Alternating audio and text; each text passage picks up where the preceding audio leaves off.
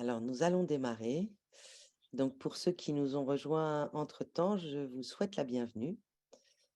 Je m'appelle Véronique et j'ai le cadeau de la vie d'être le capitaine de ce bateau magnifique qui s'appelle AG&D Montessori Lifestyle. Et donc, ce soir, moi, je vais assister Christelle puisque c'est elle le maître du jeu. Et donc on va avoir une thématique, profonde et indispensable ce soir qui s'appelle «La fin de la vie, mais la vie jusqu'à la fin». Et donc Christelle, va vous présenter, d'abord elle va se présenter et puis ensuite, présenter le contenu et nos visions qui sont, globalement, avec, cette architecture intérieure qui est, la vision Montessori. Donc pour les derniers qui viennent de nous rejoindre, bienvenue à vous. Christelle, je te laisse la main pour te présenter si tu veux. Donc du coup, bonsoir à tout le monde. Je me libère du toto pour être complètement avec vous. Donc moi, je m'appelle Christelle Lernaud. Je suis psychologue clinicienne. Donc j'ai la joie d'animer ce soir ce webinaire en remplacement de ma chère collègue Joanie qui ne peut pas être avec nous, mais à qui on pense très fort. Donc, je suis psychologue et j'ai une expertise du sujet aussi bien en institution qu'en libéral, puisque j'ai eu l'honneur d'accompagner aussi des personnes, pas forcément uniquement des personnes âgées, mais aussi des enfants et des personnes, des adultes en situation de fin de vie à domicile. Donc, j'ai ces deux casquettes du domicile et de l'institution. Donc, je suis aussi formatrice Montessori dans l'équipe de merveilleux humains d'AG&D. Et puis, j'ai aussi la troisième casquette de responsable pédagogique. Donc, c'est moi qui coordonne les développements de modules pour faire grandir notre offre de formation et répondre aux besoins des professionnels de terrain. Donc voilà, grosso modo, ce que je peux vous dire. Je peux aussi vous dire que la vie m'a conduite à accompagner des personnes en fin de vie professionnellement et là depuis 2 ans aussi personnellement, puisque malheureusement la vie m'amène à me confronter à ce sujet sensible. Donc si vous voyez qu'à des moments donnés je vacille un peu ou je suis fort émue, pas d'inquiétude, rien en lien avec le webinaire, c'est juste que le sujet est sensible pour moi et particulièrement pertinent et essentiel à ce moment crucial de ma vie personnelle aussi. Voilà pour la présentation. Je crois que c'est pas mal, Véro. C'est parfait. On va passer juste au petit Du côté coup, voilà, technique. peut-être le fonctionnement pour que ça marche bien entre nous tous. Vas-y, Véro, je te laisse faire. Donc, comme je l'ai dit, alors d'autres personnes se sont connectées entre-temps. Au fur et à mesure, n'hésitez pas à poser, vos questions, vos interrogations par rapport à ce qui est amené dans l'onglet qui est Q&R, donc questions et réponses. Moi, au fur et à mesure, je présenterai les questions à Christelle, pour, pour y répondre. Il peut arriver que pour, différentes problématiques, il y a des difficultés de connexion. Vous inquiétez pas, surtout au moment où vous avez une déconnexion, laissez, reprendre votre connexion, ça roulera et ça vous rebalancera directement sur le webinaire, puisque là, vous y êtes connecté. Si vous avez des problématiques de son ou, différentes, informations techniques, hésitez pas non plus sur le Q&R à me mettre un petit message et j'essaierai de voir ce que je peux faire. Et puis, pour, les uns et les autres, si vous avez des collègues ou des personnes qui sont intéressées après à revoir ce webinaire, il sera mis en ligne alors, peut-être, au retour des fêtes. Ça vous permettra en fin de compte de le reconsulter comme les autres webinaires que nous avons proposés depuis 2 ans.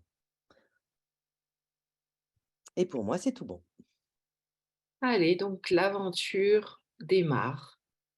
Donc pour commencer, j'aimerais vous partager le témoignage de ce monsieur que vous voyez à l'écran. Donc probablement que certains d'entre vous en ont déjà entendu parler. Ce monsieur s'appelle Xavier. alias l'homme étoilé. Il est donc infirmier en soins palliatifs et il a, une perception une vision de ses missions dans le cadre des accompagnements de fin de vie qui, à mon sens, est essentielle. Donc avant de démarrer et pour même rentrer dans le cœur du sujet, je vous propose simplement, de l'écouter. On aurait tendance à penser Ah, attends, ça va on commencer aurait mes tendance à bugs. Si je fais ça, on aurait c'est tendance à bon? penser, nous les néophytes, que pour être, un soignant, il faudrait avoir une forme de distance affective avec, son patient, c'est pas tout à fait votre cas, vous, d'où vos collègues disent de vous assez poétiquement que vous êtes un chamallow coincé dans une armoire à glace. J'aime pas j'aime pas la notion de distance, en fait, parce que ça me semble paradoxal d'être utile à l'autre, en essayant de s'en protéger. Je préfère la notion de juste proximité et j'ai appris avec le temps à m'investir avec justesse et sans y laisser des plumes. Mais on travaille dans l'humain. Si on ne souhaite pas être touché par les gens qu'on soigne, je pense que l'hôpital n'est pas le bon endroit où travailler. J'ai appris avec le temps, voilà, à me protéger pour ne pas souffrir de tous ces départs, de toutes ces situations qui sont quand même pénibles. Mais j'ai besoin de m'investir, ouais, dans l'humain. Vous y laissez quand même parfois quelques plumes, vous racontez qu'il y a des jours qui sont plus durs que d'autres, que quand vous rentrez le soir à la maison, retrouver votre famille, parfois vous n'avez pas vraiment envie de raconter ce qui vous est arrivé. Bien sûr, parce que c'est des rencontres humaines. C'est des personnes auxquelles on s'attache, avec lesquelles on fait un petit bout de chemin, parfois un long bout de chemin. Et c'est inévitable. Il y a des départs qui sont plus pénibles et douloureux que d'autres. Mais après, j'essaie de me concentrer sur mon objectif qui est de permettre à ces personnes de vivre ce temps confortablement. Et quand le départ a pu se passer dans ces conditions de confort, mon objectif est rempli. Et c'est surtout ça qui compte. C'est ça qui me protège de cette souffrance du départ sur lequel moi, j'ai pas d'emprise. Et à la fois, on se demande s'il y a un moment plus intime dans la vie que celui-ci, moment dans lequel parfois malgré vous, vous entrez, vous racontez cette histoire de cette femme que vous appelez Nani, qui vous adopte symboliquement comme petit enfant, petit garçon, petit-fils, pardon, dans les derniers jours de sa vie et qui choisit de se faire enterrer avec le dessin que vous venez de lui faire. Ça vous a bouleversé? C'était fou. C'était totalement inattendu. Et Vous aviez peur même que ce soit déplacé, même si c'était pas vous qui bah ouais, l'aviez mais décidé? j'en étais très mal au début. Moi, quand je suis sorti de cette chambre, je suis resté un long moment complètement absent à me demander si c'était vraiment ma place. Je me souviens que j'en ai parlé avec la psychologue de notre service qui est juste formidable. Et on est arrivé à cette conclusion que bah, c'était pas à moi de décider si c'était ma place ou non. C'est la place qu'elle a voulu m'accorder. Et c'est un si beau cadeau qu'elle m'a fait. Ouais. Vous dites que la première fois que vous avez visité un service de soins palliatifs, vous vous êtes dit: «C'est là que je veux travailler». Ouais. Pourquoi? Parce que j'y ai trouvé un souci de remettre l'humain au centre du soin que j'ai pas retrouvé dans les autres services. Et j'en ai fait beaucoup durant ma scolarité et puis durant mon début de carrière où j'ai fait pas mal d'intérim aussi à l'époque. Et ouais, j'ai retrouvé cette qualité de travail, cette préoccupation permanente de l'humain, de ne pas soigner des maux, des symptômes ou une pathologie, mais de soigner un être humain dans sa globalité. Et Vous dites soigner? mmh, Alors, je ne sais pas ce que vous voyez en partage d'écran. Est-ce que Véro, on a vu la vidéo dérouler? Moi, c'est figé. C'est pas grave, l'essentiel était que vous entendiez ce qu'il avait à nous dire. Donc pour moi, il y a 2 choses qu'amène Xavier qui sont essentielles dans la mission d'accompagnement des personnes en fin de vie. La première chose qui pour moi est cruciale, c'est cette notion de juste proximité qu'il évoque. Alors je ne sais pas vous, professionnels qui nous écoutez, ce soir, si dans vos formations initiales, on vous a appris, pour être un bon professionnel, la juste distance professionnelle ou parfois même on parle de neutralité bienveillante. Moi, en tout cas, en tant que psychologue, dans ma formation initiale, on m'a appris ça.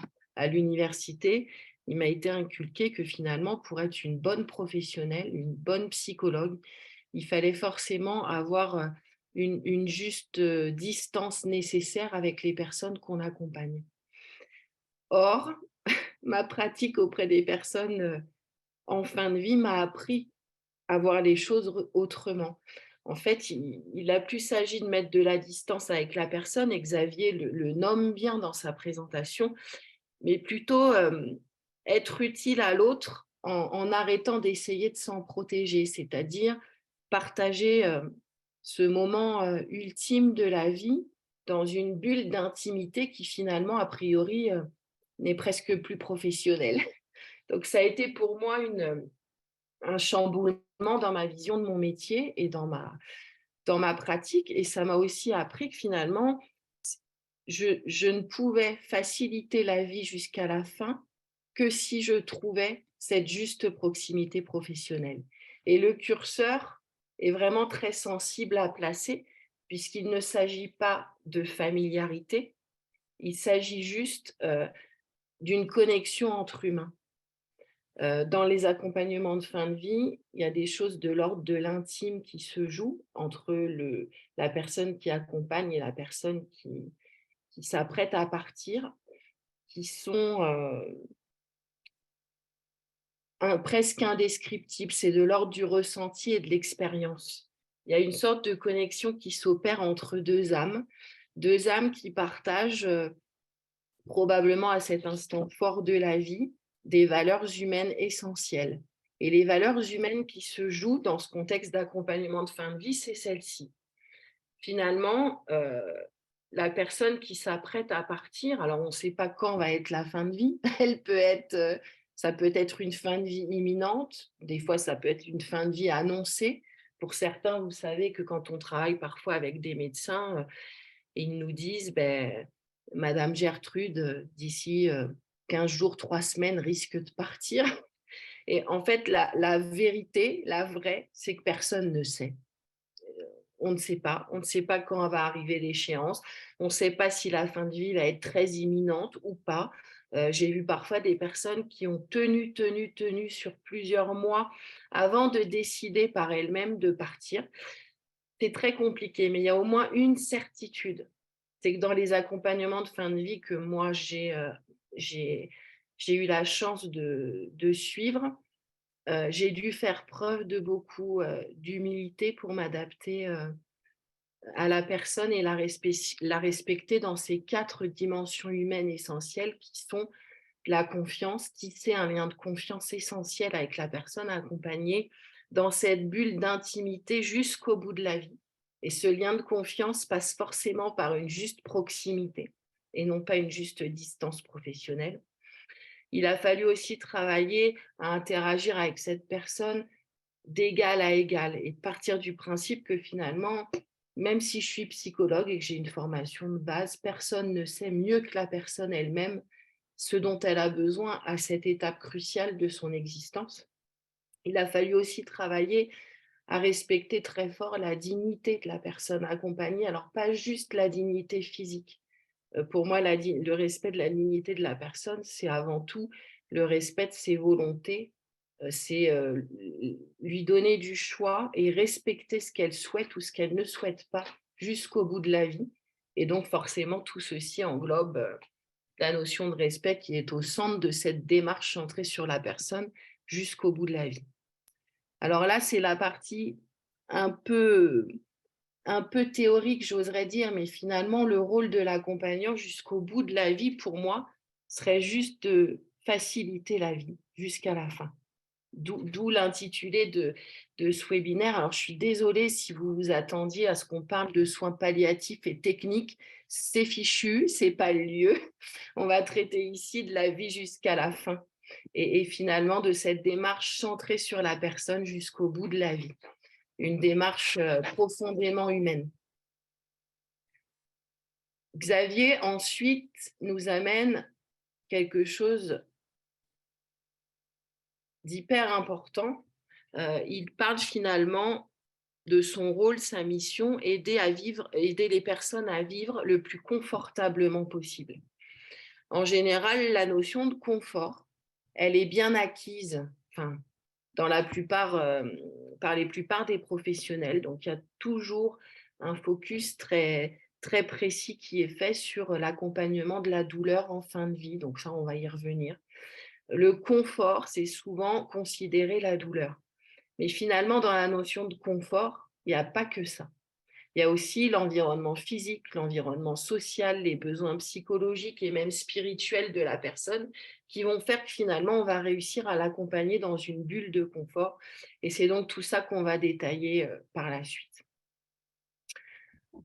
Avant qu'on en arrive là, et toujours vraiment pour appuyer cette notion de juste proximité dans le cadre des accompagnements de fin de vie, j'aimerais vous partager le témoignage que j'ai reçu d'une aide-soignante que j'ai formée il y a à peu près 2-3 ans. Alors peut-être un jour, j'aurai la joie de la retrouver sur des chemins de formation, je ne sais pas, ou ailleurs.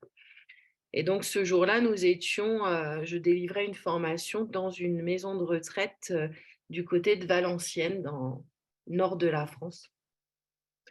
Et puis, nous parlions justement de cette notion de juste proximité professionnelle.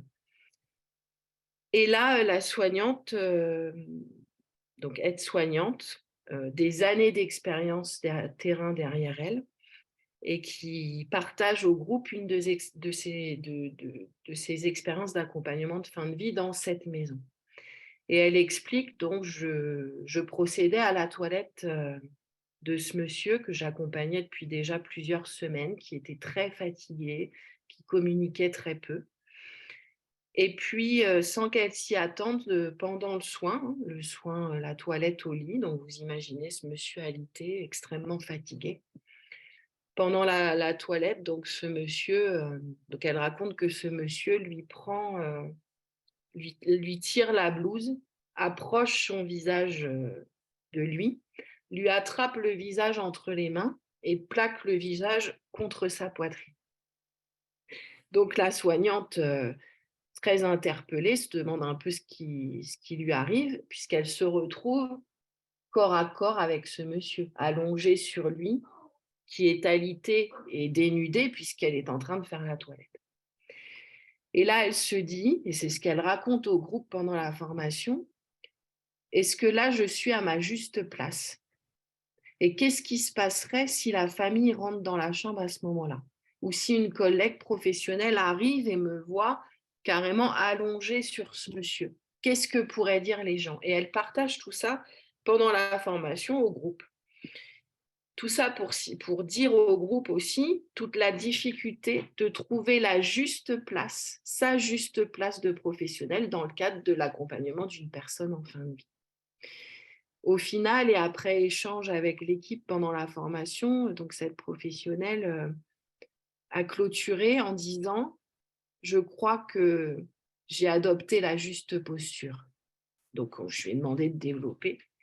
Et là, elle a dit « Finalement, notre mission dans le cadre des accompagnements de fin de vie, c'est juste d'être profondément humain. » Et ce monsieur-là, qui était probablement angoissée puisqu'elle le connaissait, elle savait qu'il avait une personnalité un peu anxieuse, à ce moment-là, en fait, m'a juste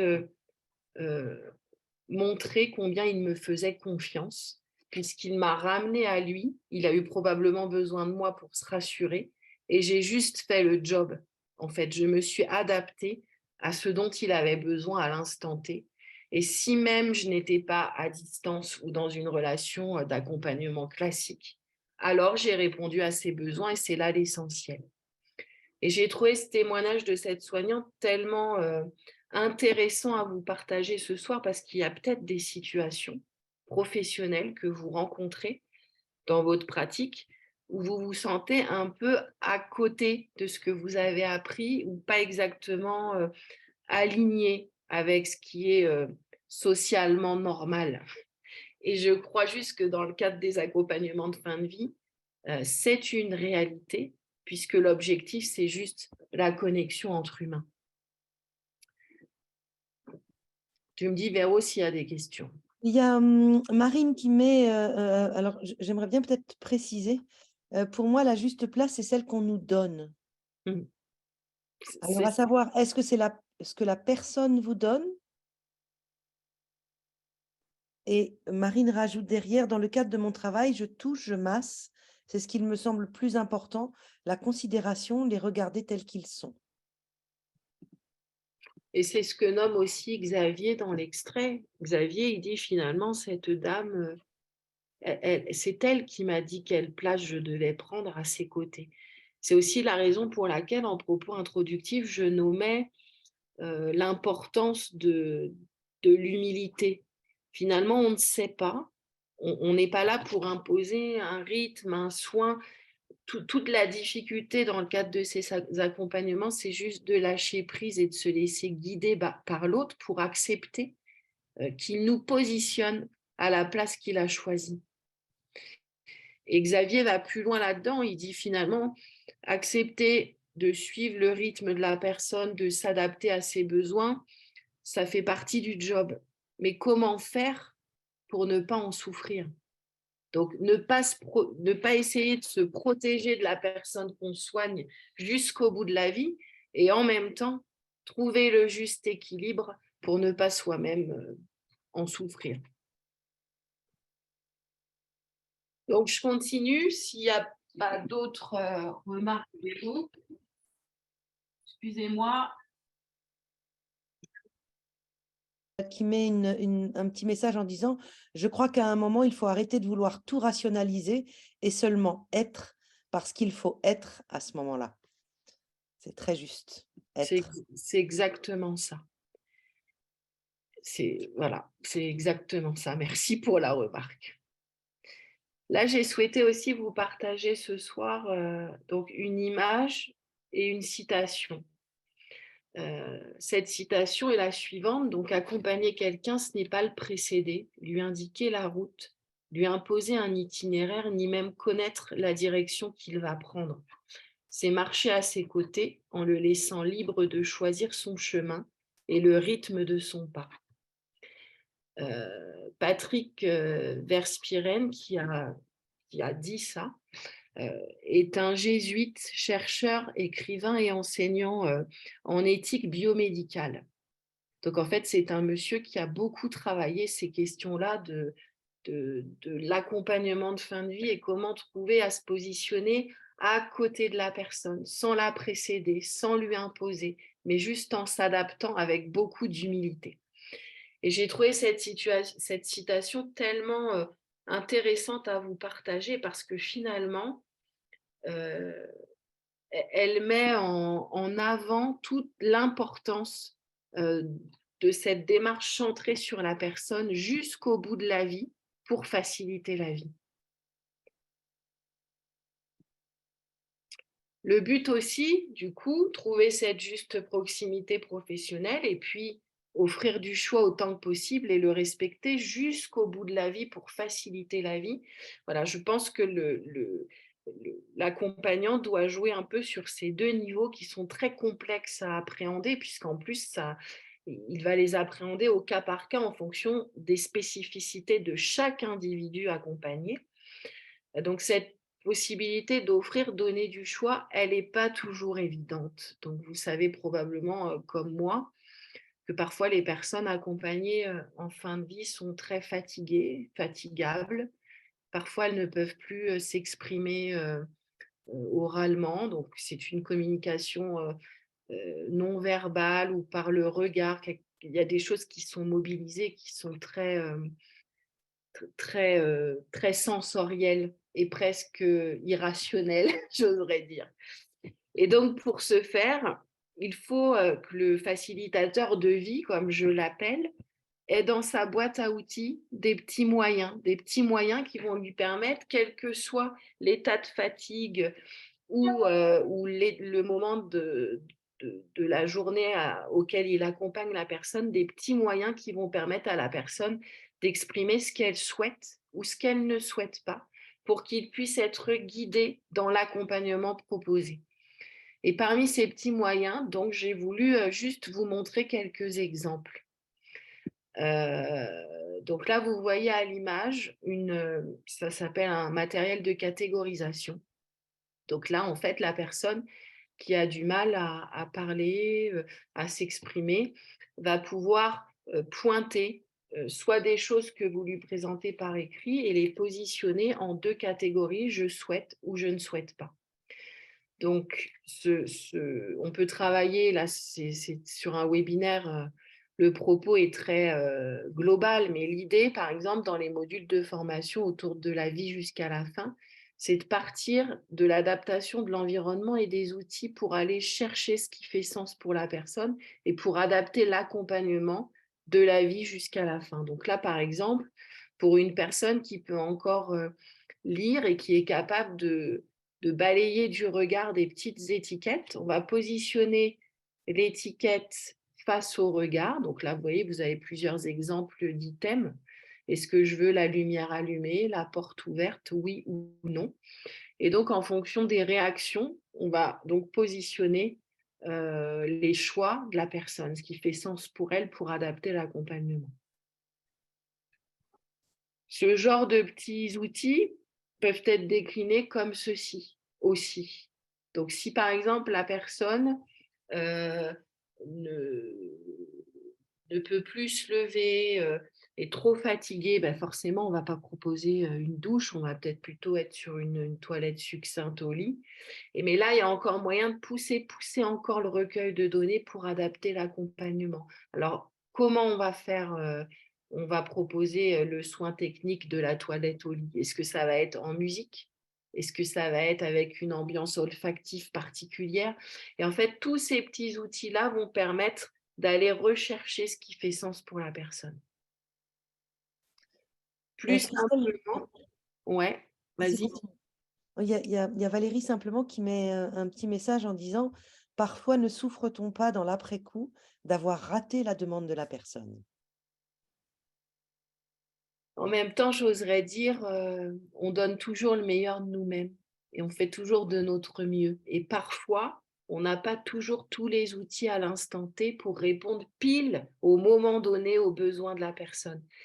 Mais j'oserais dire que l'accompagnement de fin de vie, c'est un processus qui contient 1000 opportunités de répondre aux besoins spécifiques de la personne. Donc, s'il y en a une qui est loupée, plutôt que de voir celle qui nous a échappé, je crois qu'il est important de voir toutes celles qu'on a rendues possibles. Et on va en parler ensuite, je vais vous montrer d'autres exemples.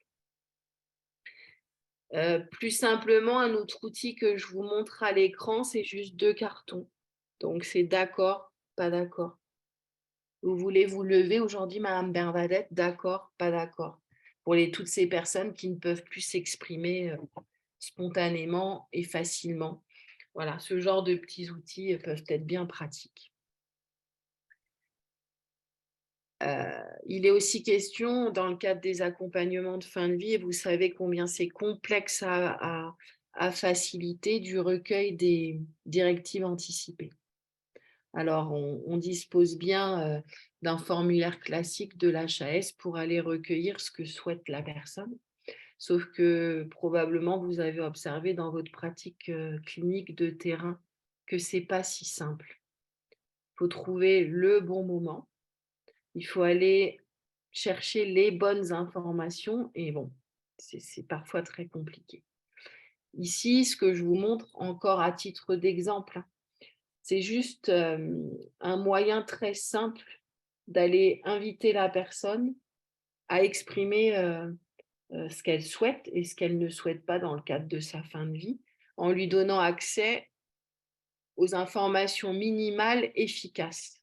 Vous voyez, là, il y a un visuel, par exemple, d'une trachéotomie, une description courte en des termes non médicaux, le plus accessible possible, pour permettre à la personne d'orienter ses choix.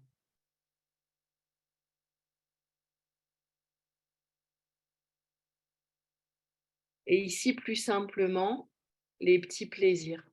Alors j'hésitais, soit je vous racontais l'histoire de l'œuf à la coque, soit l'histoire du soin de bouche au whisky. Je ne savais pas trop et je me dis qu'on a 1h30, c'est très court. Donc, pour illustrer l'importance des petits plaisirs jusqu'au bout de la vie, j'aimerais vous partager ce soir l'histoire des soins de bouche au whisky. Donc, ce monsieur, il habitait depuis plusieurs années dans la maison de retraite où j'étais en poste de psychologue. Et avant que son état ne se dégrade et qu'on bascule vers un accompagnement de la vie jusqu'à la fin, ce monsieur était dans l'âme un vrai épicurien. C'est-à-dire qu'il adorait la bonne gastronomie, la bonne bouffe, les bons vins et surtout l'excellent whisky. Donc à son domicile, il avait même une vitrine avec des grands crus. Alors moi, j'y connais rien, mais apparemment des whiskies très, très vieillis. Sauf que lorsqu'il est arrivé à la maison de retraite, ben, c'était un peu compliqué qu'il puisse profiter de ces bons whiskies dans la salle à manger de l'EHPAD. Donc, ses filles, depuis longtemps, lui portaient ses whiskies dans sa chambre et tous les dimanches, il avait l'habitude de prendre son petit verre de whisky avant le déjeuner à midi. Son état de santé s'est dégradé. Avec l'équipe, on s'est demandé qu'est-ce qu'on pourrait maintenir qui réponde à ses besoins, qui continue à lui procurer du plaisir et à le faire se sentir vivant jusqu'au bout de la vie.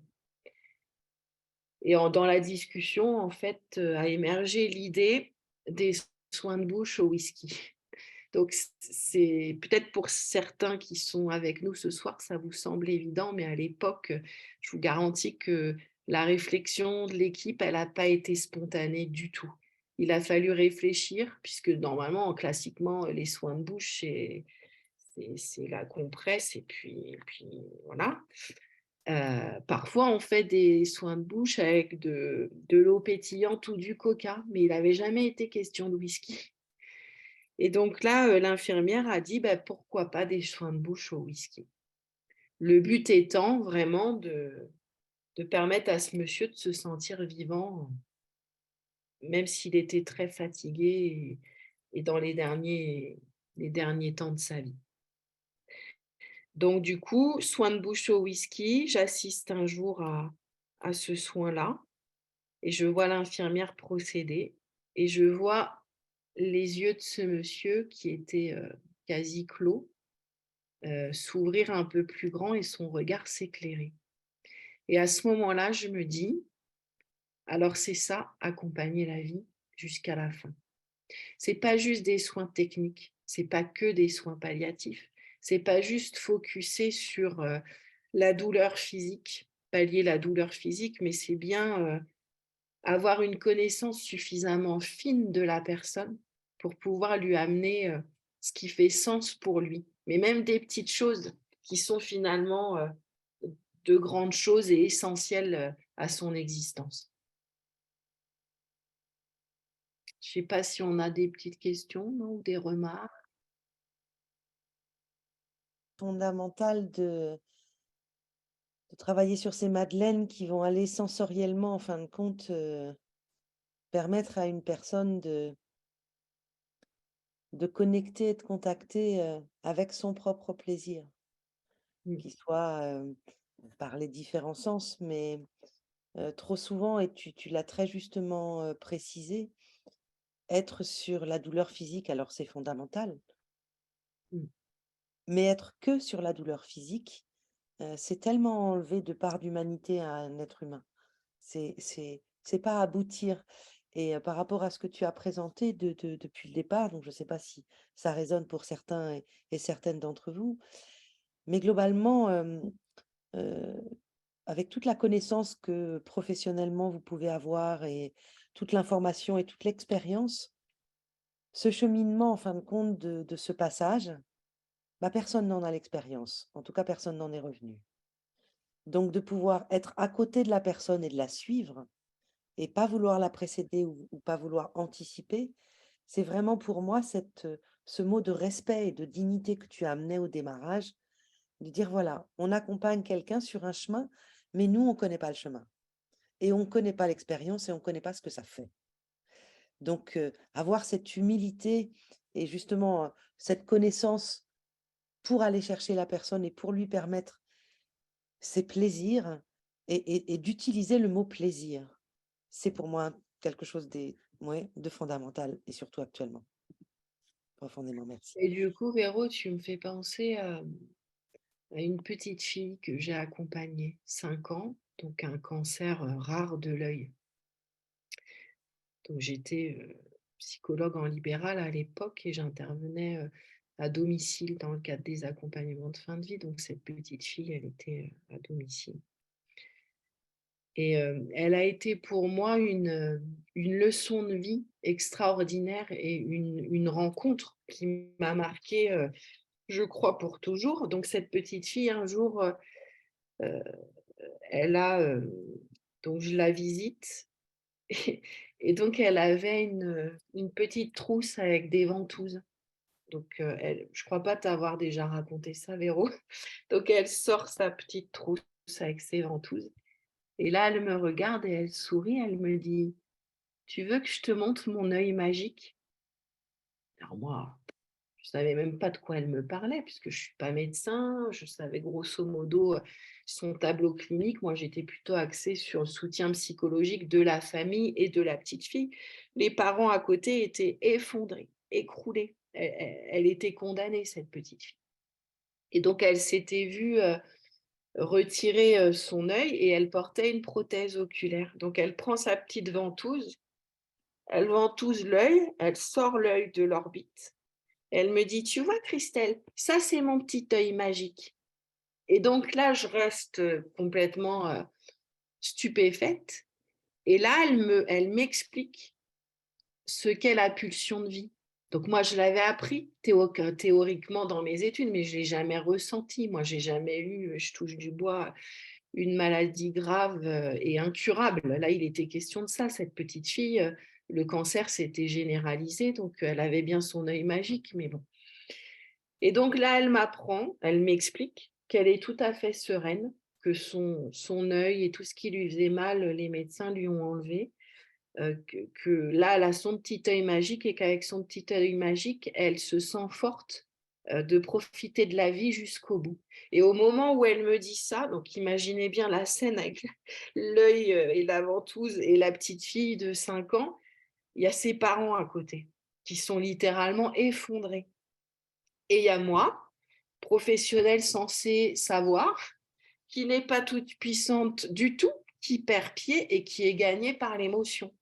Parce qu'en plus, c'était une étape de vie où moi-même, j'avais un enfant plus jeune, mais forcément, il y a des choses qui se jouent qui sont juste de l'ordre de l'humain. Et enfin, je vous raconte ça pourquoi? Parce que c'est tellement, je crois que ce que nous offrent les personnes qu'on accompagne dans la vie jusqu'à la fin, c'est un cadeau tellement précieux.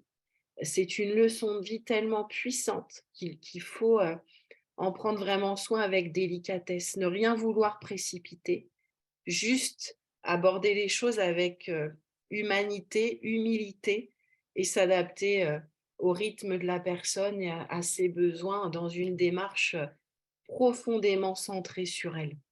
C'est ça que ça m'évoque. J'ai plus la question sur le thème. Elle dit simplement être. Et C'est je pense ça. que ça, c'est fondamental. C'est vraiment ce mot-là. S'il y a un mot à garder de ce soir, c'est ça, c'est être. Et Elisa met un commentaire en disant les détails sont souvent essentiels et c'est important de vouloir connaître ce qui a pu leur plaire dans leur vie. Et oui, à ce moment-là de la vie, ça, c'est fondamental. Ces petits détails qui vont faire comme Christelle vous l'a raconté, réouvrir les yeux de quelqu'un. Mm. Merci Elisa.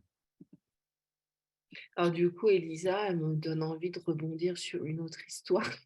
Après, j'avance, hein. Mais cette dame que j'ai accompagnée qui était âgée, elle, puis c'était pas une enfant, une dame âgée, anciennement bonne sœur dans les ordres. Et donc son état de santé se dégrade, elle sait qu'elle va partir bientôt. Et là, je lui demande simplement, elle pouvait communiquer, je lui demande simplement qu'est-ce qui ferait, enfin, quel rêve elle voudrait réaliser avant de s'en aller. Et là, la dame, une bonne sœur, une dame des ordres, me dit, moi, je rêverais de monter à cheval. Donc, bon, là, on est dans une maison de retraite. Donc, là, je me dis, ma mission, c'est juste l'accompagner confortablement jusqu'au bout de la vie. Et si pour elle, se réaliser et boucler la boucle de l'existence, c'est monter à cheval, alors il faut trouver un cheval. Donc là, je me rapproche de l'animatrice, il y avait un centre équestre pas loin. Donc ce jour-là, enfin, ça s'organise et puis on essaie de faire vite et puis quelques jours après, on amène le cheval dans la cour de la maison de retraite. Et donc, on accompagne la dame, on lui demande si elle est toujours d'accord et elle monte à cheval. Je vous le fais court, hein. Elle regagne sa chambre très fatiguée et là, elle me regarde les yeux pleins d'émotions et elle me dit: «Maintenant, je peux partir tranquille» et elle est décédée quelques jours après. Donc je crois qu'accompagner la vie jusqu'à la fin, c'est vraiment se connecter au plus près de l'humain. Estelle te remercie pour tous ces partages très riches. Avec plaisir. Là, un autre visuel exemple, alors ça a l'air de rien, mais on parle souvent, là en institution, des projets d'accompagnement personnalisés, et des projets d'accompagnement de fin de vie. Bah, c'est juste un visuel exemple donc de cette dame et vous voyez dans la fiche synthèse de ce qu'elle souhaite pour sa fin de vie, vous avez à la fois les petits plaisirs et là, il y a l'œuf à la coque. Alors, j'insiste sur l'œuf à la coque parce que faire rentrer un œuf à la coque, par exemple, dans une maison de retraite aujourd'hui, c'est pas toujours facile. Et pourtant, si c'est ce que la dame a besoin pour vivre sa vie jusqu'à la fin, alors est-ce que c'est pas de notre devoir que de rendre accessible cet œuf à la coque? Donc, dans ce visuel-là, il y a les petits plaisirs, il y a ce que je prévois lors de mon dernier souffle et après. Ce que je souhaite, ce que je ne souhaite pas, c'est les exemples visuels qu'on vient de voir juste avant. Et mes directives anticipées. Et je pense que si on arrive à préparer le grand départ, parfois la fin de vie, elle est brutale. Les gens nous quittent sans qu'on ait eu le temps d'anticiper ou de préparer tout ça. Mais quand on est sur des accompagnements de fin de vie qui ne sont pas de la fin de vie imminente, mais qui durent un peu, alors je crois aussi que notre devoir de facilitateur de vie, c'est d'aller synthétiser tous ces éléments que vous voyez là à l'écran.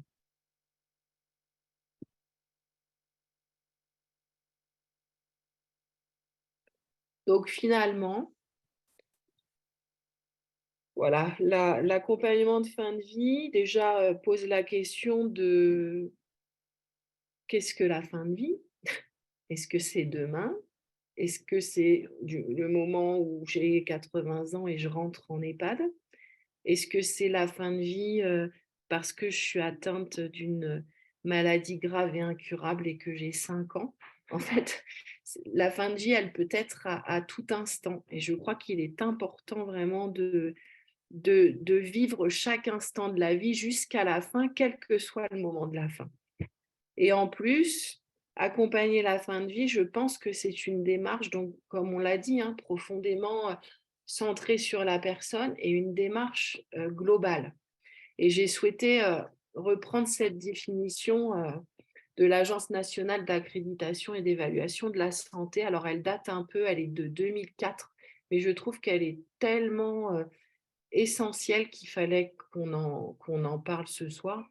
Donc, l'accompagnement d'une personne en fin de vie et de son entourage consiste à apporter attention, écoute, réconfort, en prenant en compte les composantes de la souffrance globale, physique, psychologique, sociale et spirituelle.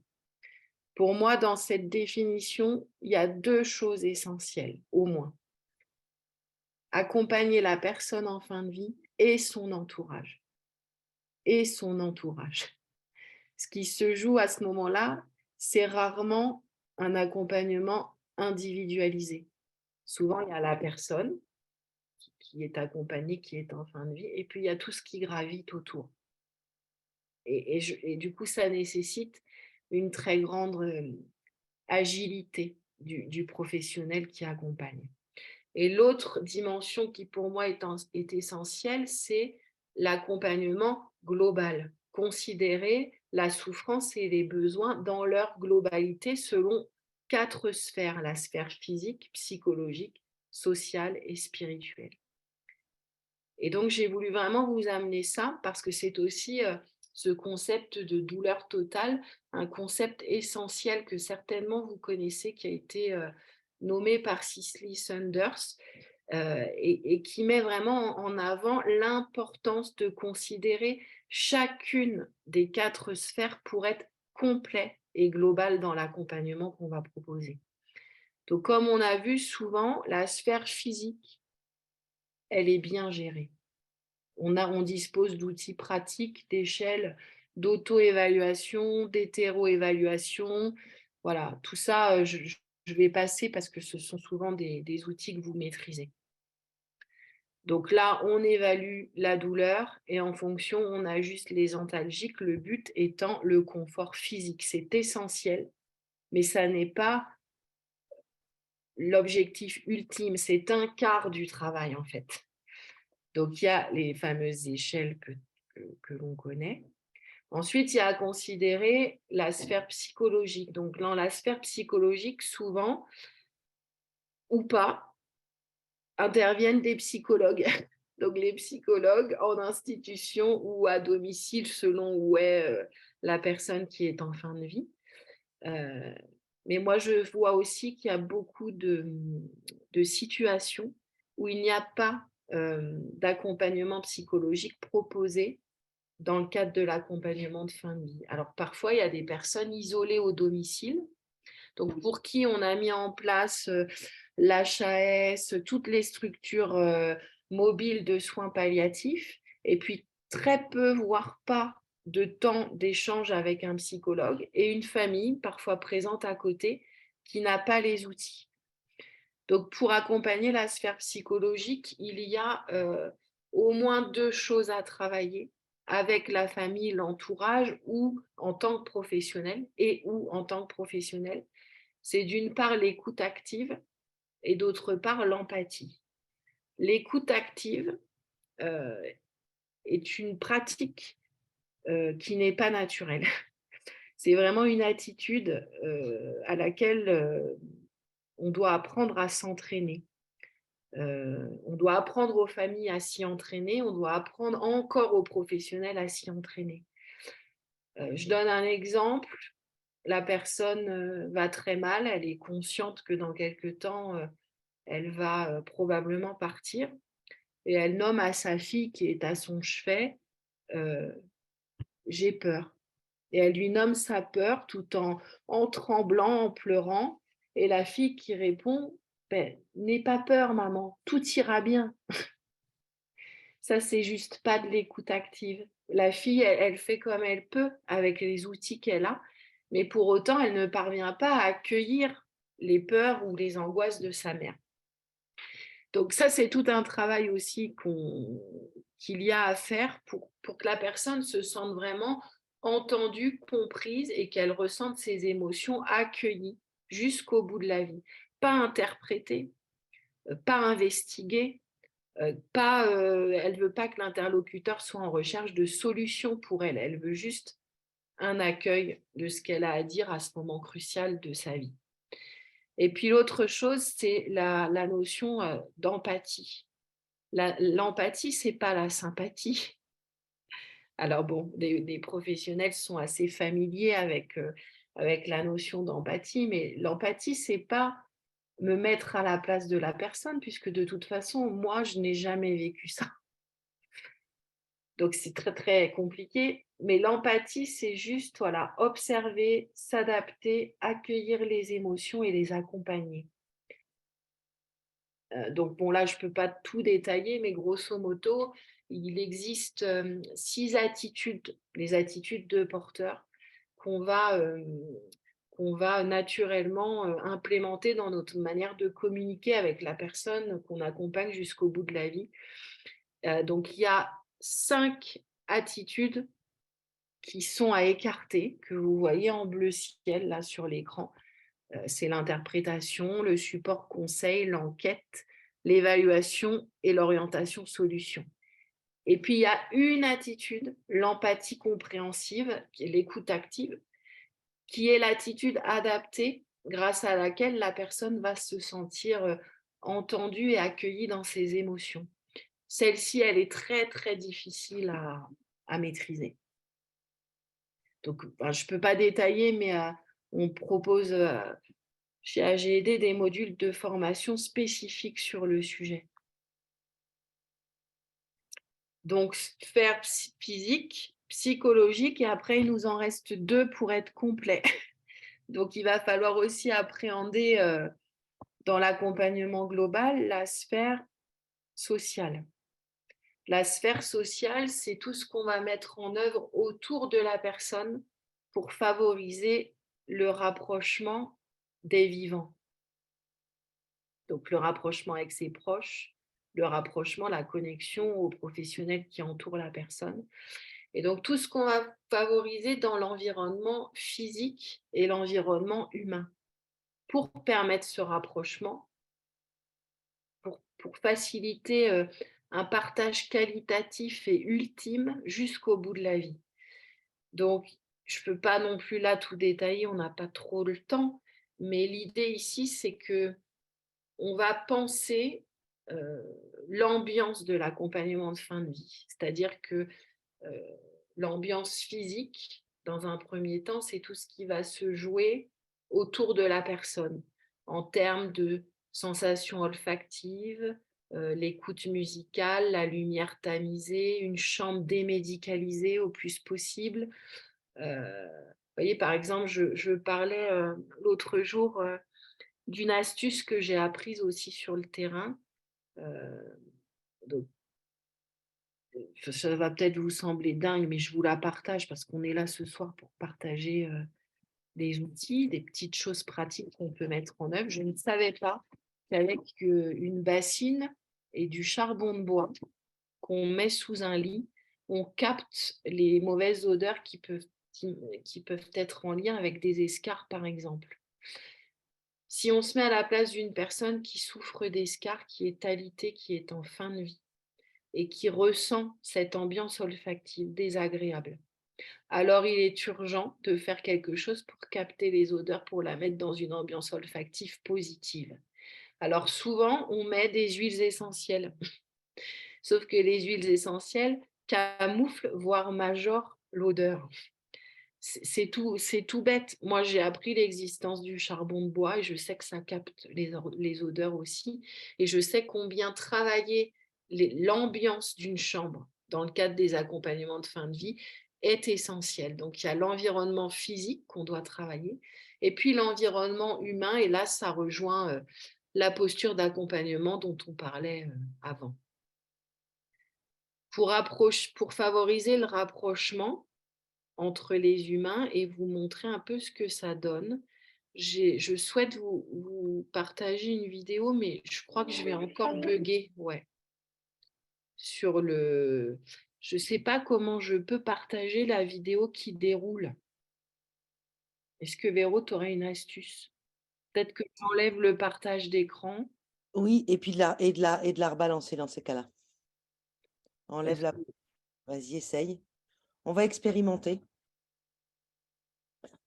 Alors là, si je fais ça, excusez-moi, la technique n'est pas mon fort. Véro, elle le sait. Vas-y, Je vais essayer de vous retrouver la vidéo. Pourtant, elle s'affiche là sur mon écran. Je ne comprends pas. C'est pas grave. Le fond est fondamental. La technique n'est qu'un moyen, donc on va traverser. Et pendant que tu es en train de le chercher, je mets juste le petit message d'Estelle qui, quand tu as parlé tout à l'heure des œufs, Estelle met un point en disant: «Obtenir des œufs à la coque pour les habitants qui souhaitaient en manger a été le premier acte militantiste montessorien que nous avons obtenu pour les habitants». Eh ben bravo. Parce que, enfin, acte militantiste, c'est vraiment le mot. Des petites choses qui devraient être simples et naturelles deviennent dans certains contextes des défis à surmonter. Donc bravo, bravo. Et là, je pense que tu vas pouvoir si tu appuies dessus, à mon avis, là, on va le voir. Alors, je vous le mets comme ça. Non, là, ça a disparu. Non, c'est bizarre, hein? Attends, bon, ben, je fais comme ça.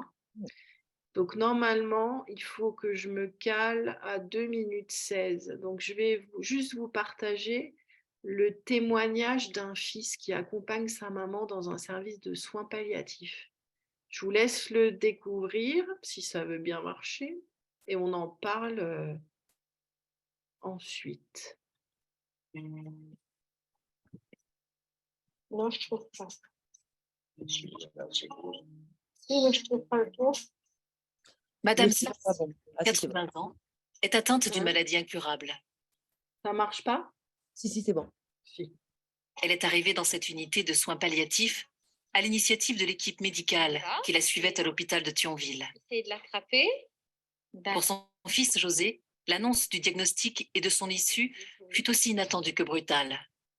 Il ignorait tout des soins palliatifs et de l'accompagnement des personnes en fin de vie. Le simple fait d'être assis à côté de ma maman et de l'aider à enfiler des perles pour réaliser un collier, c'est vrai qu'il y a 4 mois de ça, je n'aurais pas pu l'imaginer, parce qu'on est tous emportés dans des tourbillons professionnels, des tourbillons de vie privée. On sait qu'on est entouré de personnes âgées, mais on court après le temps. Donc, il y a des choses qu'on ne fait plus, qu'on ne fait pas. Et puis finalement, le fait de se retrouver en soins palliatifs, bah, ça ouvre des parenthèses, ça ouvre des possibles qui ne l'étaient pas. Et on se met ça permet un dernier rapprochement entre des vivants qui s'étaient éloignés à cause du travail, à cause des vies de chacun, qui se retrouvent pour partager des nouvelles choses. Donc, des plaisirs qui n'étaient pas prévus, mais qui arrivent. Voilà. Dis, tu m'amèneras des pots de miel, hein? Je vais en donner à Catherine. Voilà. Je voulais juste vous partager ce témoignage. Normalement, là, on ne voit plus mon écran. Non, on voit plus ton écran. Là, on est toutes les deux, si tu veux repartager après. Donc, je voulais juste vous montrer ce témoignage parce que finalement, il est question de ça quand on décide de faciliter le rapprochement des vivants jusqu'au bout de la vie. Alors là, ça peut sembler complètement anodin. Ce monsieur enfile des perles avec sa maman. Prendre ce temps d'une activité partagée, il disait que finalement, il ne le prenait plus parce qu'il était pris par le fil de la vie, par les obligations professionnelles, etc. Et ça, moi, je crois que c'est un essentiel. Quand on est sur les 4 sphères de l'accompagnement global de la vie jusqu'à la fin, quand il s'agit de l'accompagnement social, donc favoriser le rapprochement des vivants, souvent, ça passe par des petites choses encore qui sont de grandes choses. Donc là, c'est enfiler des perles. Ça peut être aussi partager un repas. Alors parfois, un repas, enfin moi, c'était même pas un repas, j'ai le souvenir d'une tarte aux fraises. En fait, cette dame qui était alitée adorait les tartes aux fraises. Et sa fille me dit, qu'est-ce qui pourrait faire plaisir à maman? Qu'est-ce que je pourrais lui apporter, moi qui me sens complètement impuissante dans son accompagnement? Et elle nous voyait, nous les professionnels, nous affairer, et la fille disait, et moi, qu'est-ce que je peux faire pour maman? Et bien, je lui dis, lui apporter une tarte aux fraises. Sauf qu'en fait, cette dame, elle avait des gros troubles de la déglutition. Et donc, en fait, sur la structure où je travaillais, il a été refusé par l'équipe médicale que la fille amène la tarte aux fraises à sa maman.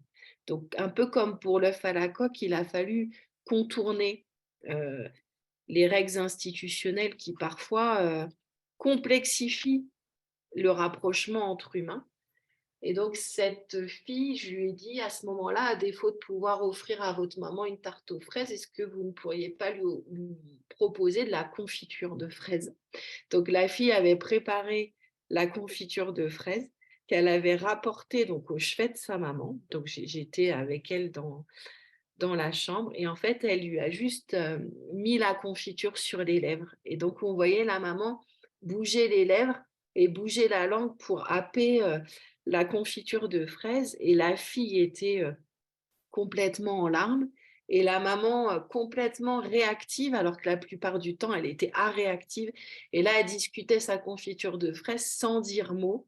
Mais il y avait ce qui est pour moi essentiel dans le cadre de l'accompagnement social de fin de vie, cette connexion entre la fille et la mère, juste avec de la confiture qui finalement euh, a probablement permis à la dame de profiter au maximum de cette relation intense à sa fille et d'envisager la fin en sérénité et en paix, quoi. Donc voilà, je voulais aussi partager cet échange, cette expérience. Je pense par rapport à ce que tu partages,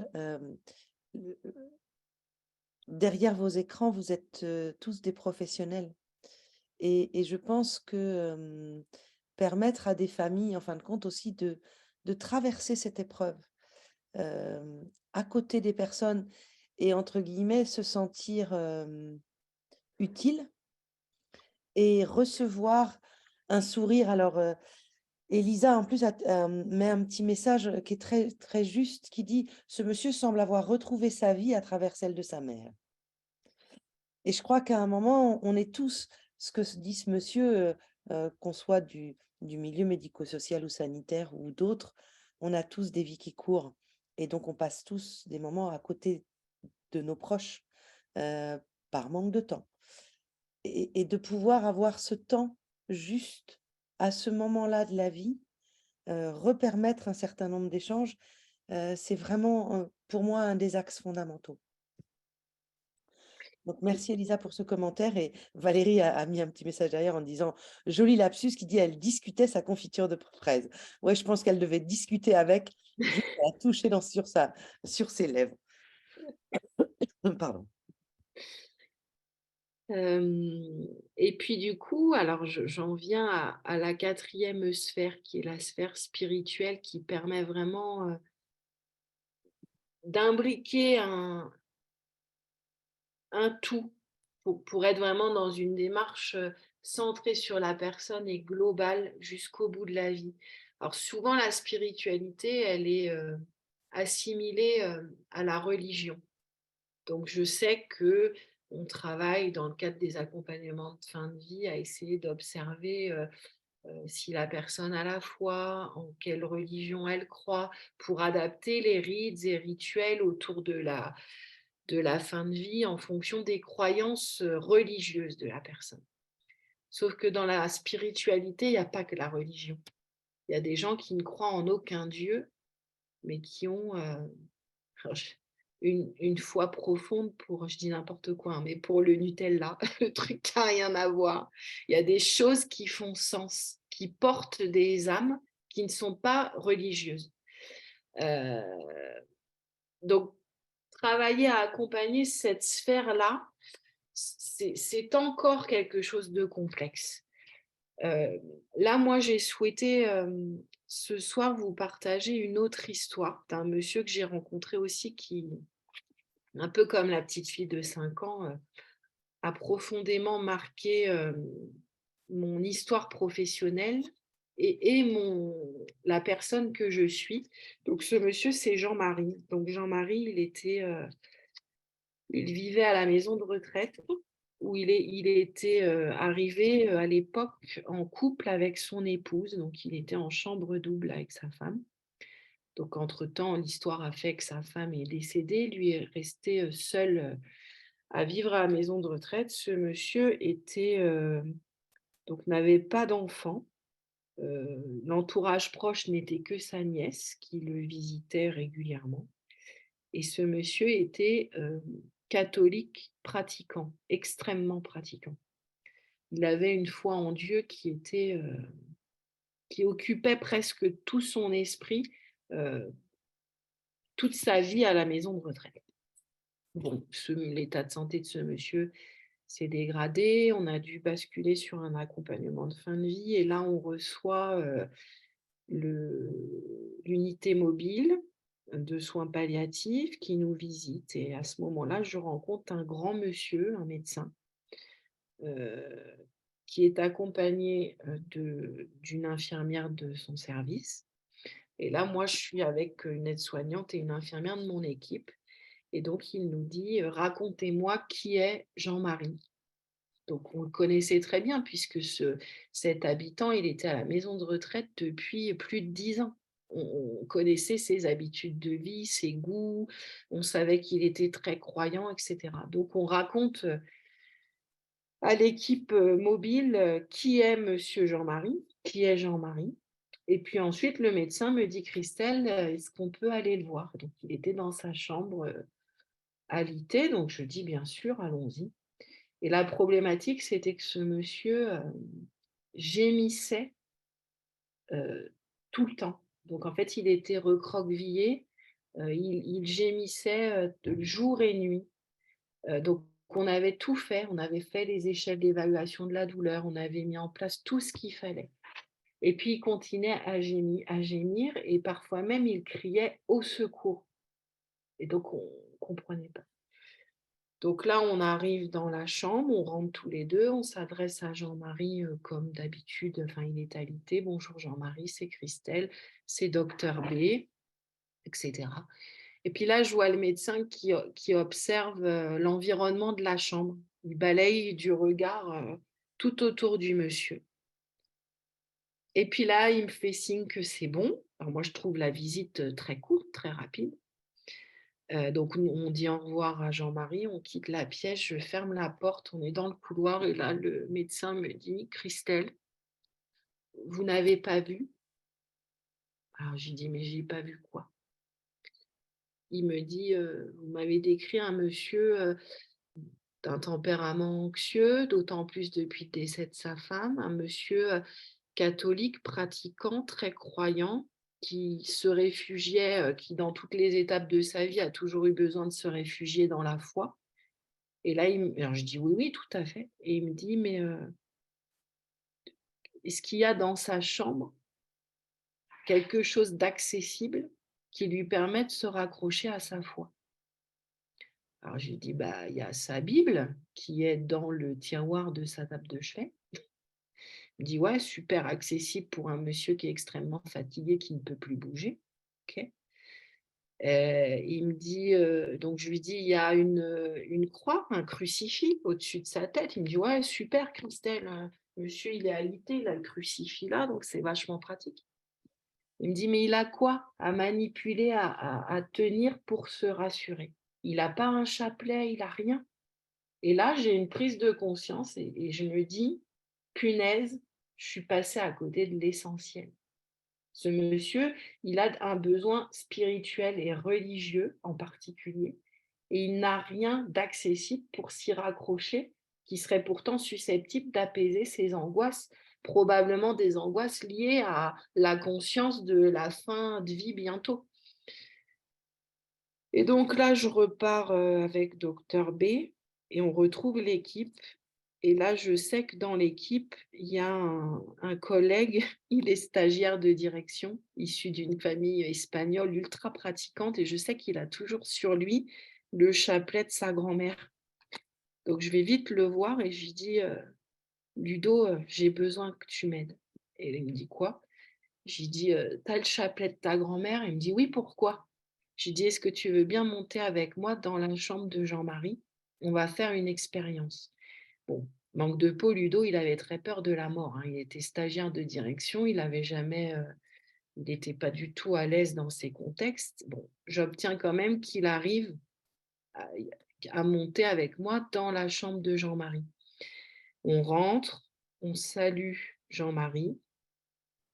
Ludo s'approche et je lui dis, montre-lui ton chapelet. Donc, il lui met le chapelet dans le champ de vision. Donc, vous imaginez Jean-Marie alité, les yeux mi-clos, à réactif.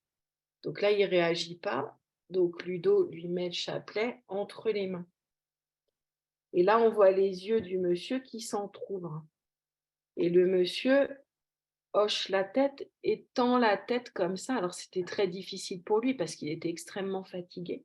Il tend la tête comme ça vers Ludo qui lui met le chapelet autour du cou. Eh bien, vous me croirez ou vous ne me croirez pas, mais de ce jour, ce monsieur a arrêté de gémir et d'appeler au secours. Juste parce qu'on a su adapter dans l'environnement un élément qui répondait à un besoin religieux très fort. On ne l'avait pas vu. On était passé à côté. Ça va, Véro? Cette histoire, pour moi, elle est bouleversante. Il y a 2 axes par rapport à ce que tu dis. Quand on parle de Montessori dans différents domaines, on parle toujours de l'adaptation fondamentale de l'environnement. Et globalement, on le voit à travers plein d'expériences différentes. Mais sur cette partie du chemin de vie, je pense que avoir cette considération et comme tu dis, ne pas avoir remarqué, enfin, je rebondis sur ce qui avait été dit tout à l'heure, on rate des choses, mais de toute manière, et on continuera à en rater, c'est le processus de l'expérience de vie de rater des choses.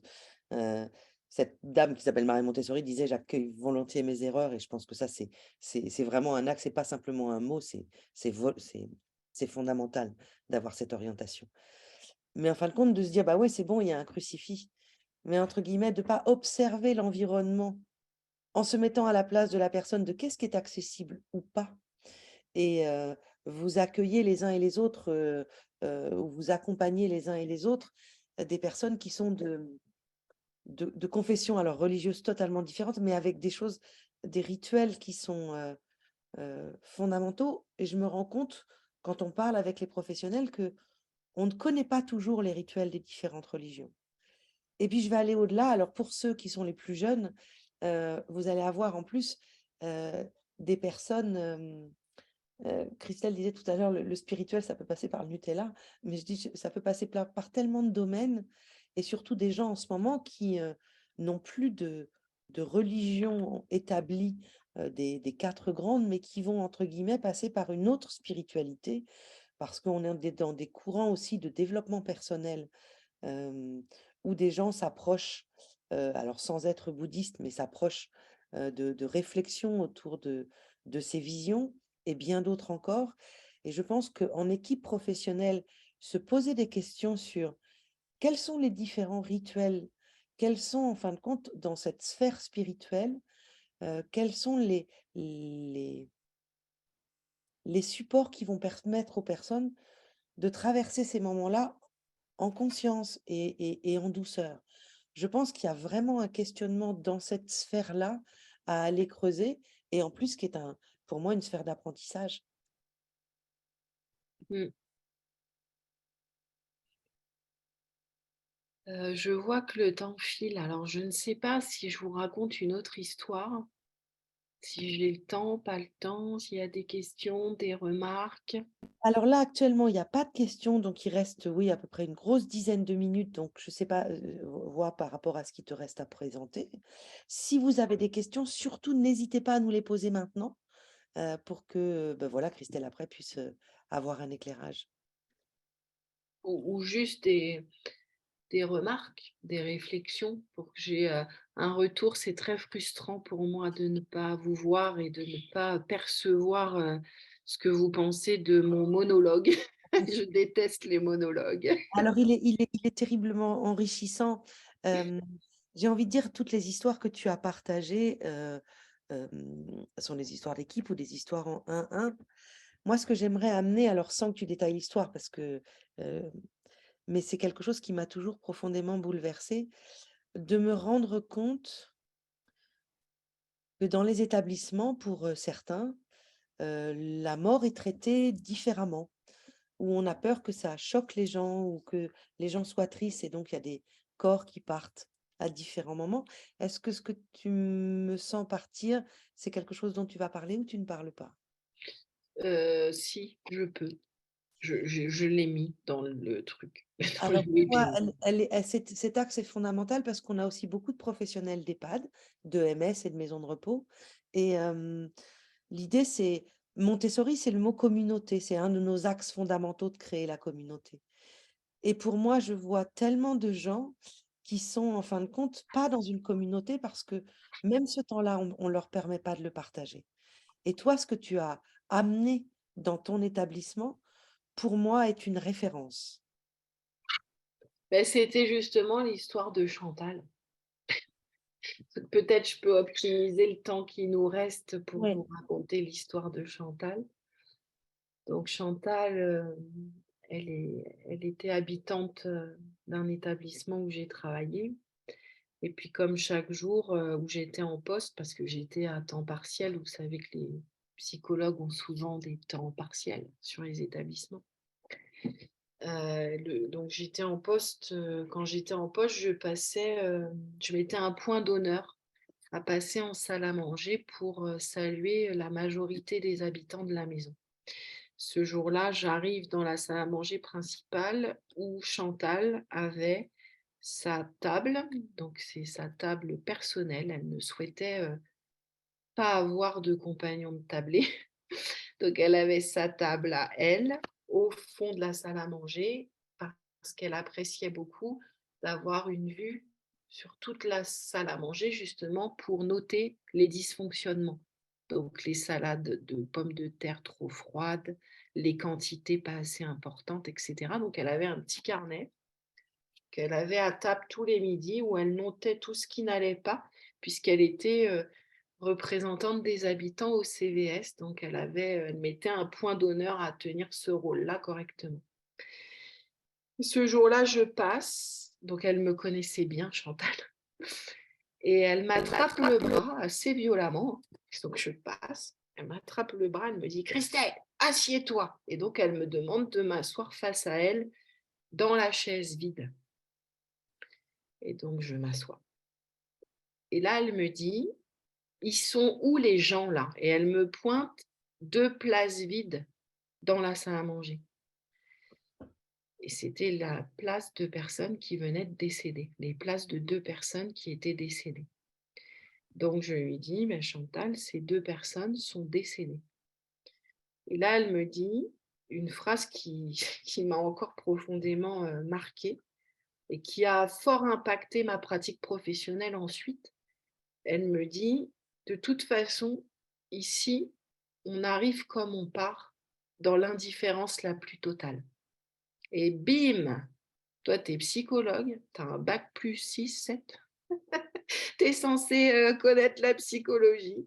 Et effectivement, là, la personne nomme l'évidence. Qu'est-ce qu'on a mis en place pour prévenir, pour respecter la personne de son accueil dans la maison jusqu'à son départ, et quelle information on a communiquée à la communauté pour la communauté des habitants qui vivent côte à côte parfois depuis des années. Donc je vous le fais court, mais je dis effectivement, Chantal, vous avez raison, j'en suis désolée. Qu'est-ce qu'on pourrait faire pour changer ça ? Et chez nous, les comités d'habitants étaient familiers. Donc Chantal me dit, un comité. Et je lui dis quand ? Elle me dit tout de suite. Donc j'ai à peine le temps de manger. Elle avait installé une table, quelques chaises, et elle avait ramené des habitants autour de la table, déterminés à animer le comité. Et donc là, je m'assois au milieu de tout le monde. Donc parmi les habitants autour de la table, il y avait tout type de personnes, donc avec parfois des très fatigués, des troubles cognitifs. Enfin, c'était très hétérogène. Et là, Chantal s'assoit, elle s'adresse au groupe et elle dit « Merci d'être là, on va parler de la mort ». Là, je me dis, c'est chaud quand même, toi tu mets les formes à chaque fois pour y aller doucement, et bim, Chantal, elle met les pieds dans le plat. Et là, elle enchaîne en disant, est-ce que vous trouvez normal qu'on parte dans des sacs ? Je ne m'attendais pas à ça non plus. Donc, elle avait bien identifié que quand il y avait un départ de corps, on fermait les portes coupe-feu et les gens partaient dans des housses mortuaires à l'abri des regards et en discrétion. Et là, contre toute attente, le comité dit: «Non, c'est pas normal» et puis là, il y a une dame qui dit: «Ben, on pourrait au moins nous mettre un drap dessus» et puis une autre dame qui dit: «Ah oui, mais pas un drap blanc, ça fait hôpital» et bim, ça rebondit comme ça et là, je me dis: «Mais qu'est-ce qui se passe?» Bref, je vous fais l'histoire courte et j'ai pas osé, diffuser, la vidéo, sauf si Véro, tu me dis, mais j'ai pas osé. Mais en tout cas, l'histoire a dit que finalement, on a dû se réunir plusieurs fois ce comité d'adieu et au final, les habitants ont décidé, première étape, un drap coloré systématiquement mis en place quand une personne s'en va. Donc le drap, on est allé l'acheter avec Chantal à Carrefour. Il y avait 2 choix, bleu ou mauve. Ils ont choisi le mauve.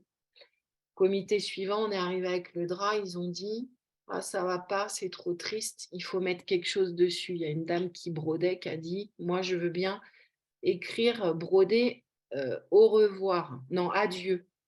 Puis il y en a une autre qui a dit: «Ah ben non, adieu non, bientôt on ira nous aussi, il faut mettre au revoir». Donc il y a eu au revoir brodé. Troisième étape, ça n'allait pas encore. Ils ont voulu rajouter une colombe, donc il y a une colombe brodée. Et puis ça n'allait pas encore. Donc il y a eu tout plein d'étapes et ça a fini, à ce que la communauté finalement, tout naturellement, parce qu'on avait ouvert les portes coupe-feu, s'oriente vers l'entrée principale au départ de chaque défunt et crée ce qu'on a appelé ensuite une haie d'honneur à chaque départ de corps. Donc moi, cette histoire, elle a démarré il y a 5-6 ans maintenant et c'est un rituel social qui permet de réunir les vivants autour du défunt, qui perdure encore sur cet établissement. Donc ça, c'était l'histoire de Chantal. Et cet axe est fondamental et je reviens sur, Marine qui dit en fin de compte, il y a aussi les professionnels. Eh ben oui et par ce biais-là, entre guillemets, chacun aussi peut dire au revoir à quelqu'un et Christelle a dit tout à l'heure, on peut avoir des moments, des émotions et cette distance, je ne crois pas que les larmes soient quelque chose qui soit à cacher. Heu, on montrer ses émotions, hem et pour moi aussi le fait de les libérer. Donc de pouvoir entre guillemets, entre humains qui vivons ensemble, parce que les professionnels vivent avec les habitants, je vois pas pourquoi en fin de compte il faudrait se restreindre dans ses émotions. On doit apprendre à les nommer les émotions et à les vivre. Donc je pense que, laisser transpirer justement cette humanité que nous avons est fondamental, mais il faut pouvoir avoir entre guillemets un support pour pouvoir les vivre.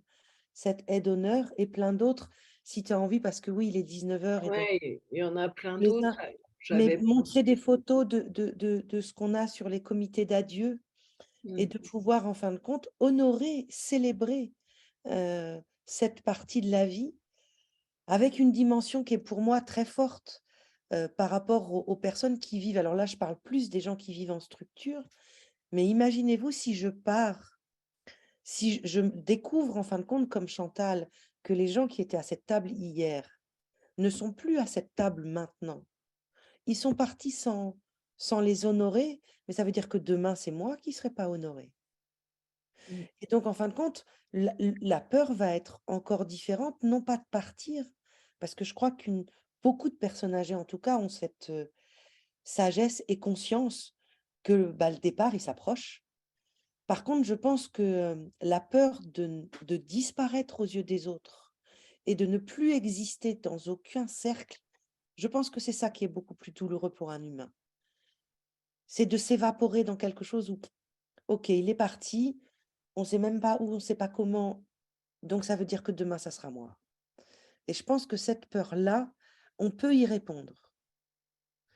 Parce qu'au Mmh. moment où la vie est célébrée jusqu'au bout et que mon départ est célébré, ça veut dire que, OK, j'existe toujours. Et là, vous voyez, je te laisse commenter, mais ces moments, en fin de compte, ces structures et ces professionnels qui ont réfléchi à ces lieux de célébration, parce que c'est une célébration, je pense permettent aussi à beaucoup d'enlever des poids de peur. Je te laisse commenter ces photos si tu le souhaites. Et oui, il y a 2 axes aussi dans ce que tu dis. Moi, les professionnels avec qui on a travaillé la mise en place d'un rituel, autour du départ et même la mise en place d'un d'un d'un d'un dispositif du souvenir, nomment très facilement combien pour eux c'est aussi important, dans le sens où ils ont l'impression de boucler la boucle de l'accompagnement.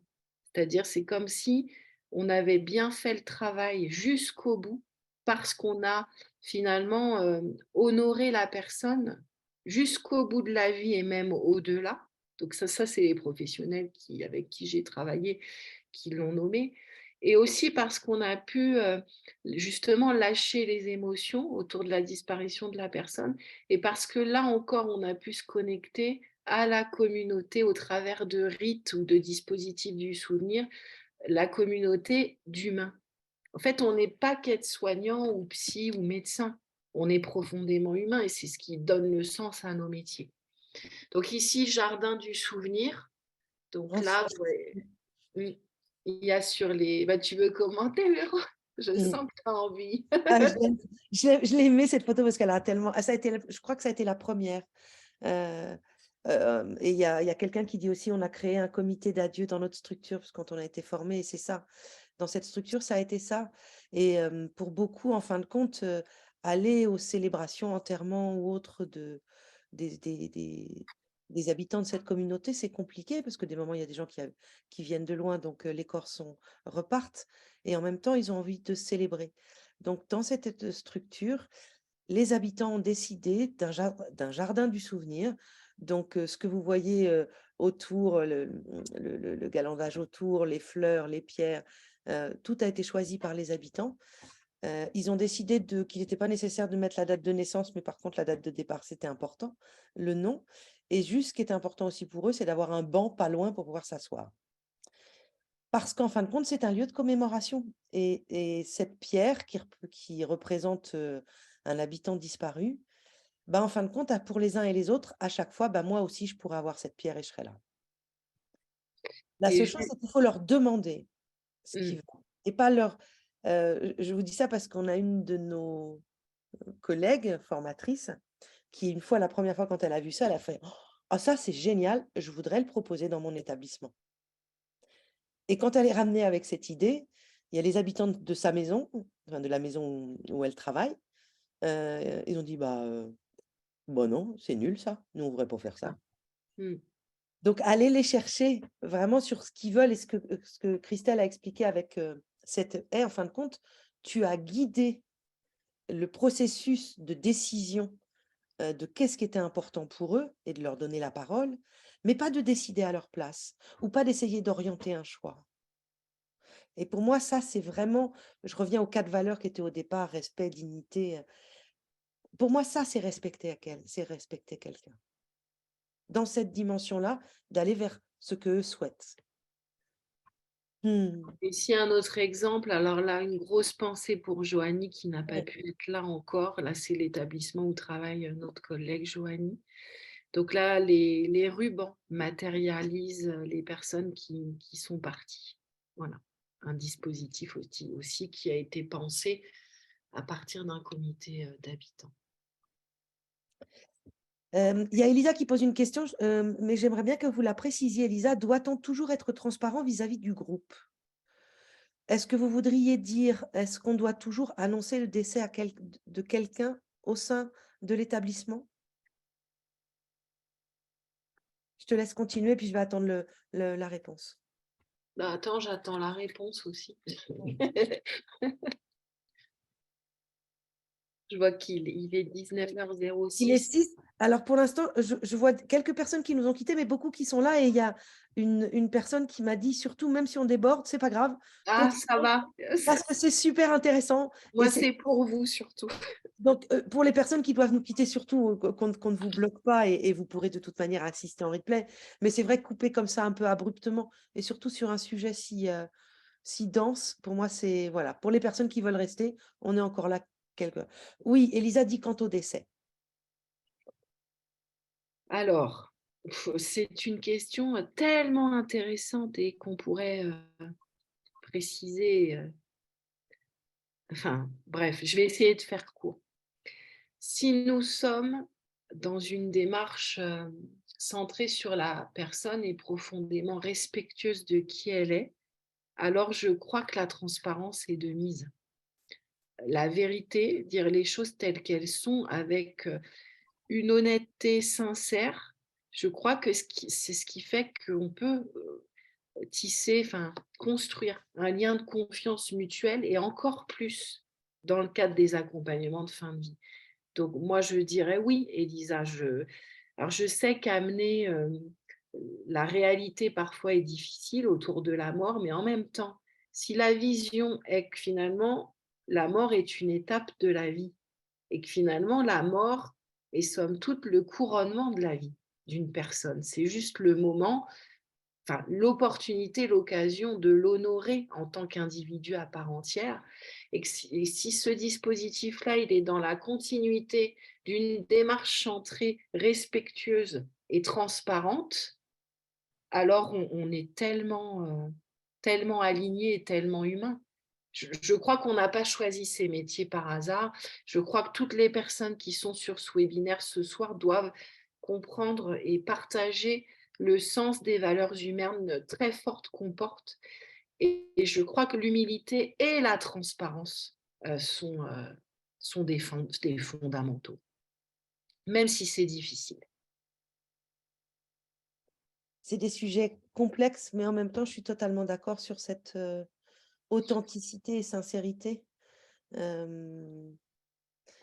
Puis, Oui, parfois, on veut édulcorer un peu pour ne pas blesser. Et ça part toujours d'une intention bienveillante.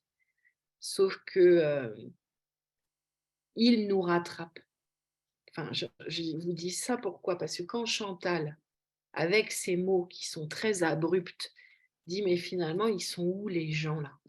Et on va parler de la mort et on part dans des sacs. C'est juste des mots très simples et tellement authentiques. Quand elle amène ces sujets, finalement, elle balaye toute la bienveillance que je veux essayer de mettre en édulcorant mon propos parfois. Et elle m'apprend qu'ils ne sont pas fous, ils voient tout. Ces personnes qu'on accompagne ont une expertise de la vie, de la maladie, de la douleur, que souvent nous n'avons pas. Et ça doit inspirer vraiment le respect et l'humilité à tous ces professionnels ou ces accompagnants qui suivent, qui sont à côté de ces personnes-là jusqu'au bout de la vie. et j'apporte une dernière petite, parce que Cassandre parlait du jardin en disant, et oui, quand on vit dans un EMS, une maison de repos, un EHPAD, il y a des départs, et donc il y a beaucoup de pierres au fur et à mesure. Toujours la même chose pour moi, on revient toujours à l'axe fondamental de demander aux habitants. Au départ, ce jardin, ils l'ont un peu agrandi, parce que ça fait quelques années. Et puis, après, en fin de compte, ils se sont réunis en comité pour dire, bah, qu'est-ce qu'on en fait de certaines pierres? Et en fin de compte, ils ont fait 2 jardins du souvenir. Alors, il y a peut-être d'autres solutions. Je pense que, à chaque fois, et ce que mon équipe amène avec Montessori sur ces réflexions, demandez-leur. Demandez toujours aux habitants. Ils sont chez eux en plus. Donc, pouvoir à la limite les interroger, et même avec un trait d'humour, parce que je laisserai le mot de clôture à Christelle, mais j'avais envie de dire que l'arrivée et le départ, c'est nos 2 seules certitudes dans la vie. Alors, on ne sait pas quand, mais c'est une certitude.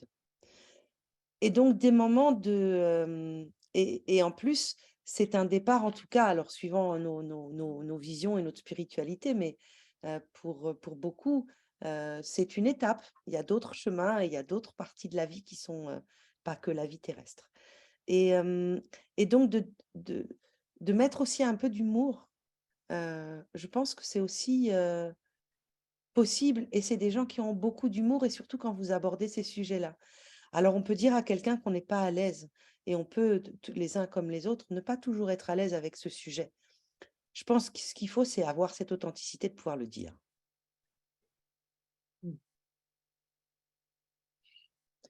Christelle, je te laisse le mot de la fin pour pouvoir... Simplement, moi, je voulais clôturer ce webinaire avec ceci.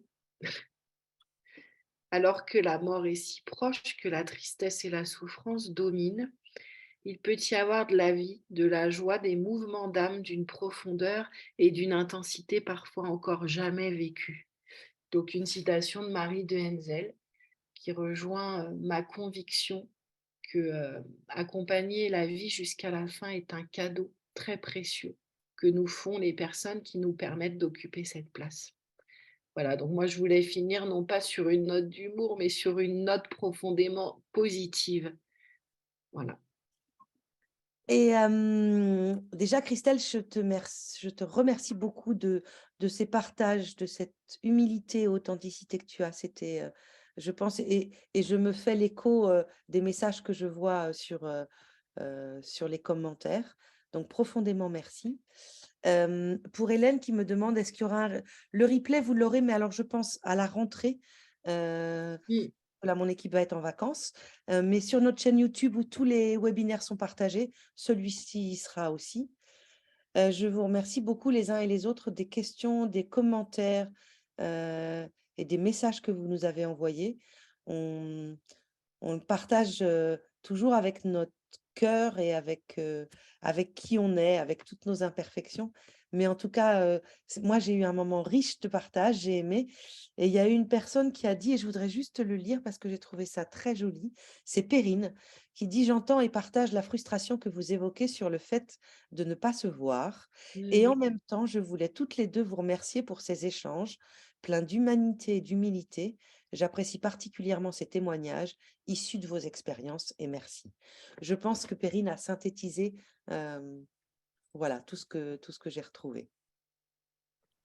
Donc, Christelle, merci profondément. Merci à vous tous de nous avoir rejoints ce soir. Et voilà, j'ai pris grand plaisir à vous partager ces expériences-là qui, moi, m'ont nourri professionnellement et personnellement et qui, j'espère, vous auront inspiré ce soir. Merci à chacun, à chacune. Prenez soin de vous. De belles fêtes de fin d'année, surtout dans ces périodes de tension. Et puis, je pense qu'à la rentrée, il y aura les informations sur les webinaires qu'on proposera sur l'année 2023. Et surtout, on a une boîte mail contact@ag-d.fr. Si même vous aviez des sujets que vous aimeriez voir traités, bien évidemment, dans notre sphère et dans l'orientation de nos visions, n'hésitez pas à mettre un petit message, parce que moi, après, je les partagerai avec l'équipe et ça nous permettra peut-être de vous proposer de nouvelles idées et puis d'aller s'appuyer sur ce que vous nous demandez. Donc, merci beaucoup et puis belle soirée à chacun et à chacune.